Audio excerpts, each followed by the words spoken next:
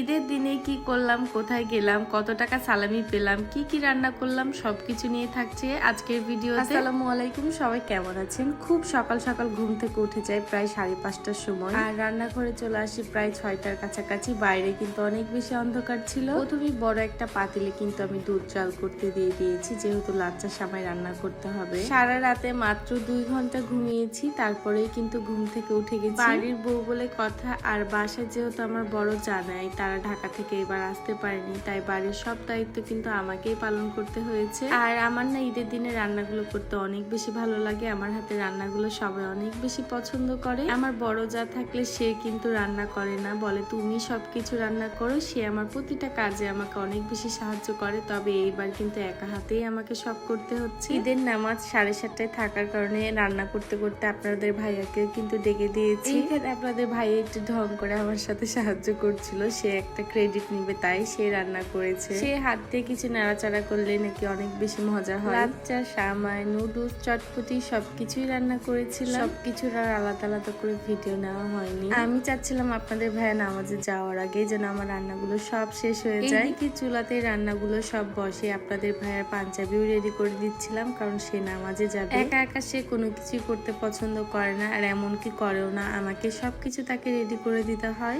মাশাআল্লাহ, আপনাদের ভাইয়াকে কিন্তু সাদা পাঞ্জাবিতে অনেক বেশি সুন্দর লাগছিল। আপনাদের ভাইয়াকে বিদায় দিয়ে দিয়ে আমি কিন্তু কাজ কাম শেষে তো এখন রেডি হতে বসে গেছি। আপনাদের ভাইয়া নামাজ শেষ করে এসে যেন তার কাছ থেকে ঈদের সালামি নিতে পারি, তাই সুন্দর করে কিন্তু আমি রেডি হয়ে নিচ্ছি। ঈদের দিনে জামাইয়ের কাছ থেকে ঈদ সালামি নিব না এমন কি হতে পারে বলেন। খুব সুন্দর করে হালকা করে রেডি হয়ে গেছি, আর এই শাড়িটা আমার বড় আপু আমাকে দিয়েছে। বিয়ের পরে প্রথমবার ঈদের দিন সকালে আমি শাড়ি পরেছি। এইবার তো মনে মনে ভেবেই নিয়েছিলাম আপনাদের ভাইয়ের কাছ থেকে ঈদের সালামি একটু বেশিই নিব, এত ফাঁকিবাজি দেওয়া যাবেই না, তাই এইবার কিন্তু অনেক জোর জবরদস্তি জামাইয়ের কাছ থেকে 2000 টাকা ঈদ সালামি নিয়েছি। শুধু জামাই না, জামাইয়ের কাছ থেকে নেওয়ার পরে কিন্তু শাশুড়ি মায়ের কাছে চলে গিয়েছি দৌড়িয়ে। বাসায় যেহেতু বড় ছেলের বউ নাই, আমি যেহেতু একটাই ছোট্ট তার মাত্র আদরের বউ, তাই আমাকে কিন্তু ঈদ সালামি নিতেই হবে। তবে আমার শাশুড়ির সাথে কিন্তু বেশি জড়াজড়ি করা লাগেনি, তার কাছে যে ঈদ সালামি চেয়েছি সে কিন্তু সাথে সাথে আমাকে দিয়ে দিয়েছে। পরিবারের সবাই একসঙ্গে ঈদের দিনে থাকাটা অনেক বেশি আনন্দের। তবে এইবার আমাদের ঈদটা এমন ভাবে গেল,